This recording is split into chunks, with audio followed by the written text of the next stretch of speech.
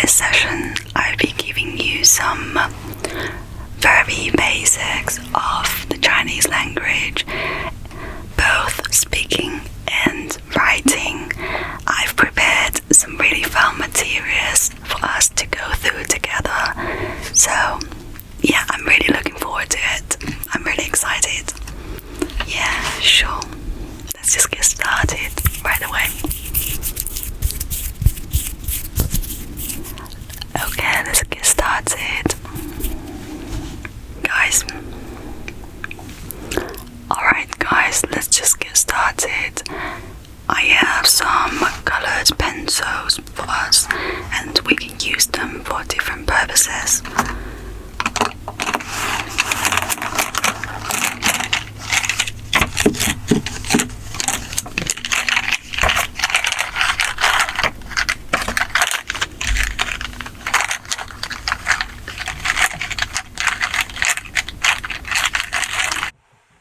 So now I have the materials here, and for the first one I have these boards for you. It's got some of the characters on there and I will go through them one by one for you. So let's just get right into it, and we'll also be doing some practices, just writing practices on the side. So by the end of this class, you should be able to write some really cool Chinese characters. Okay, let's get started. Okay guys, as you can see, this is Chinese writing, pictographs. As we all know, Chinese is not a language built on Roman alphabet, so we use different symbols to represent the characters. So each one of this is a character, and I have on this side is the old ancient symbol of the modern character. So you can see it's a comparison. The ones on the left, they are really old, probably thousands of years ago, and somehow some of them are still looking pretty similar to the modern Chinese characters we use today.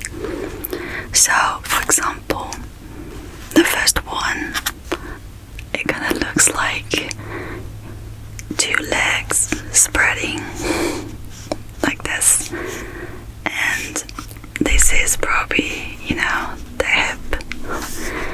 And the one on the right is the modern Chinese character for person, and it's pronounced as ren, ren. Yeah, and the pinyin is R-E-N, so that's the pronunciation. So it's pronounced as ren, ren, just means person.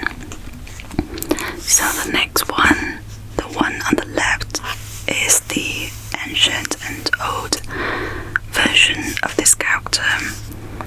It kind of looks like a person without a head, but with two arms and two legs, and basically you're stretching out your two arms and two legs. So it really looks like a person stretching out, just stretching out your body. And when the person is doing that, we often say, you open your arms big, give me a big hug. So this one is actually associated with big. So the meaning is big. And the pronunciation of this character is da. Da. It's really simple. It's just D-A. Da. Da. Da. Da. That just means big. It totally makes sense, I guess. When you're stretching your body, you're just stretching out your arms, open your arms wide and big. So yeah, I thought it's pretty interesting.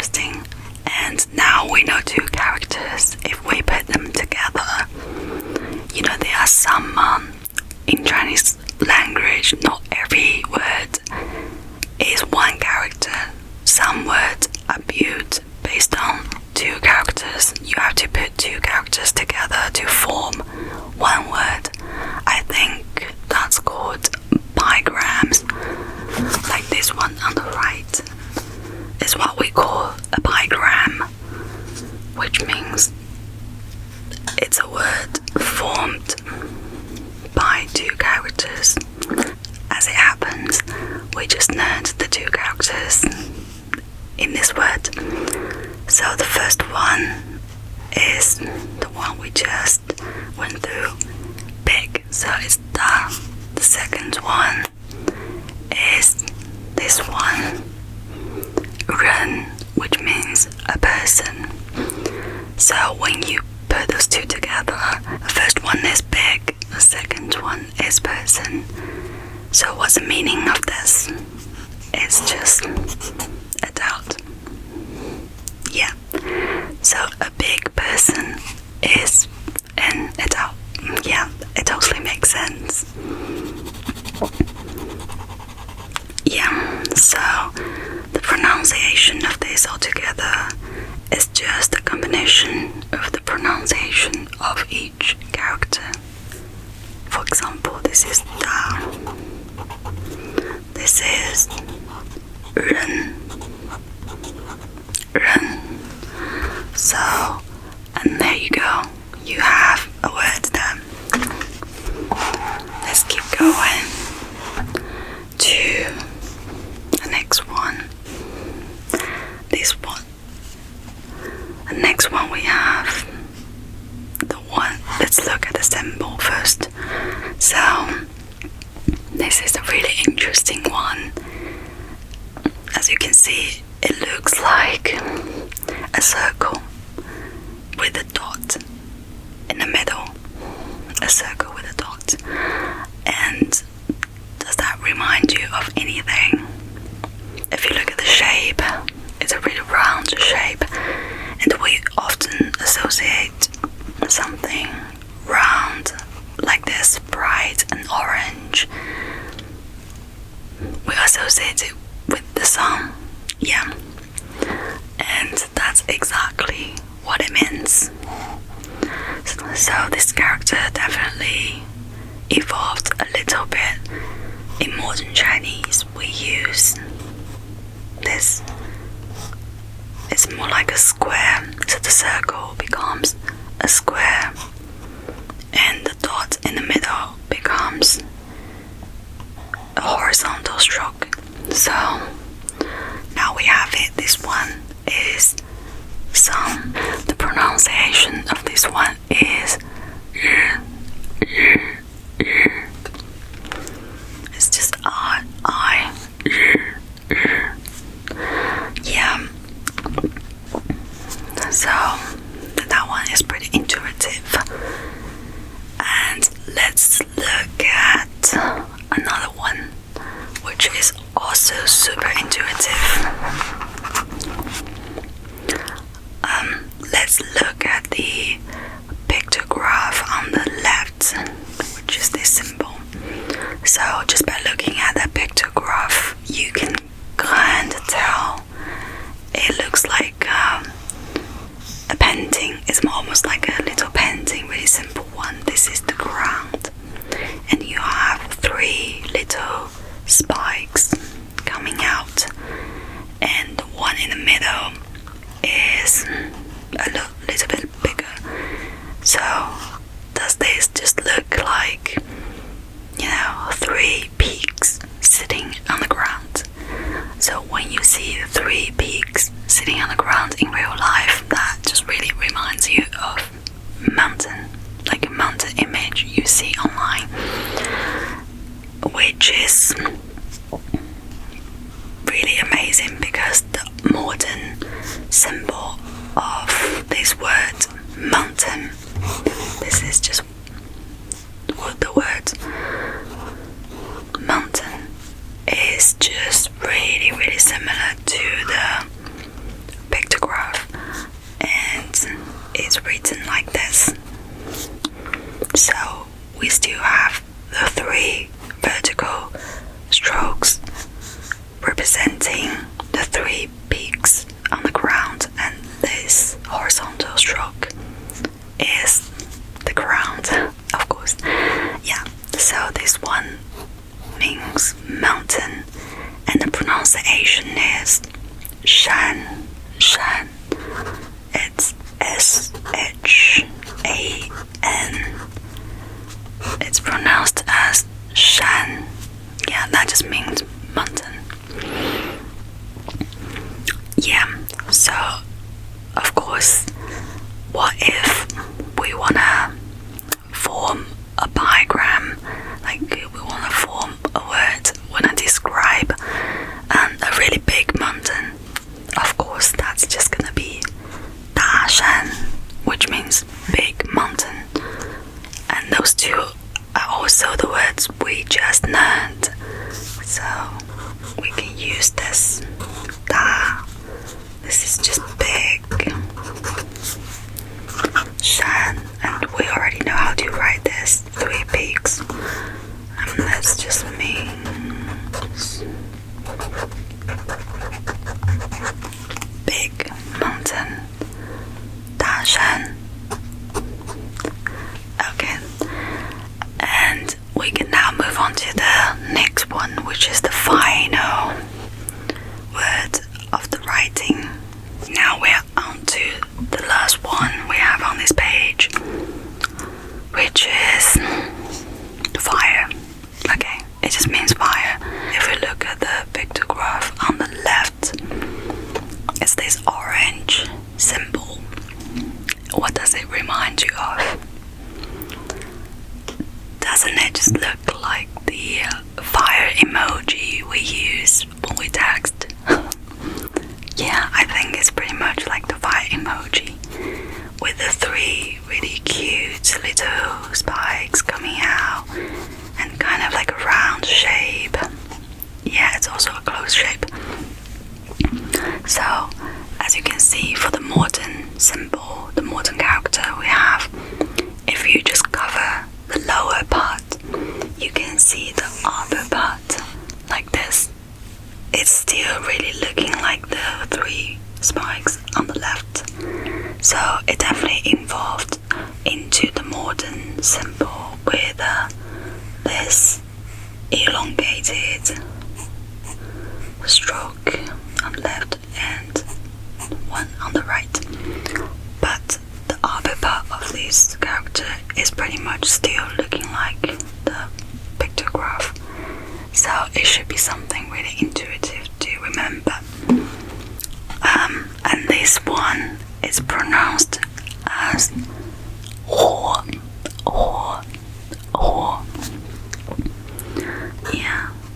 So it starts with an H. I mean, this is just, the pinyin system, which is something used in mainland China for people to really figure out the pronunciation. But I'm not saying this is the best or this is the one that's used everywhere. I mean, when it comes to remembering the pronunciation, I'm more like a liberated person because I feel everybody is different. As long as it works for you, it's fine. You can even invent a system for yourself. But for me, to remember the pronunciation, which is or, but that's the pronunciation, or. Yeah, just make an O shape with your mouth, and I guess in English it's probably something like or I really can't find the equivalent, but something like whole, H-A-L-L, but you have to make your mouth really round, like or. Yeah, that means fire. And if we move to the right, and we can see we've learned mountain and we've learned fire.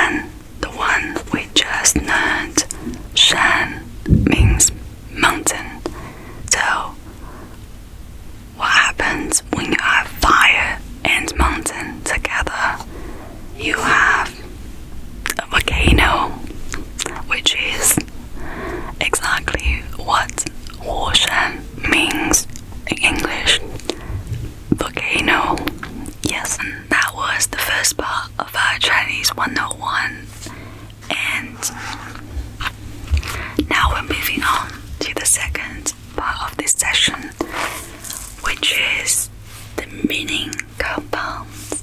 The meaning compounds. This part is all about putting two characters together or two symbols together to form a different character, like what we just went through in the first part. I know that we went through some words in the first part with two characters. I think those are just bigrams. Of course, there are some characters that are more complicated. I mean, at least more complicated looking than the other ones. So some of them are basically formed by some other simple Chinese characters. So let's look at them and you see what I mean. It's just a really, really simple equation. It's basically like a formula. You just have one character and plus another one, and you get a brand new character. So let's go. Alright, now we're on to the last two of today's session. The first one, as you can see, the ones on the top, these two are pretty much exactly the same because they are exactly the same. And this one is pronounced as mu. It just means tree. And simply by plussing together, adding them together, having one next to each other, we form a new character, and it just means forest. Yeah, that's really intuitive. When you have one tree plus another tree, and you have many, many trees, and then we have a forest. Yeah, I thought it's really amazing. And this one new character is called Ling. Ling. It's L-I-N. Ling. So, yeah, so in a forest there are many, many trees. Yep. The last one we can see also use the character mu. This is mu, and we have mu, and this one we actually just went through. This one is and this means the song. What happens when you adding the tree and the song together? You have east. Yeah, this means east. How does that work? So basically, what I saw online is that in the old times, in the Chinese culture, Chinese people believed if you are standing under a tree and you can see the sun rising, that means you are looking at the east. Represent that direction as the rationale. And obviously people don't do that anymore. Now we have compass and everything, all the modern technologies. We don't have to be standing under a tree to tell the directions, but in the old days that's the way people did it. So here we have the character. Yeah, I thought that was really fun. Well, that's pretty much all our content for today and for our Chinese 101. And I hope you have learned a little bit about the Chinese language, and most importantly, I hope you've had a little bit of fun and relaxed.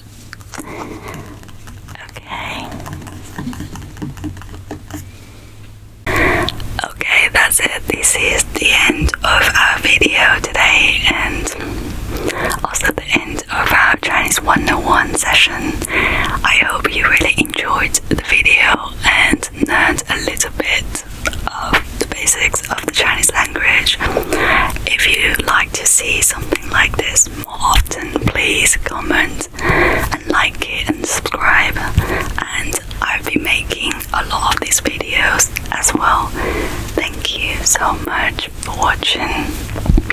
And although I don't know what time it is in your area, but I hope you have a really relaxing day. I'll see you next time.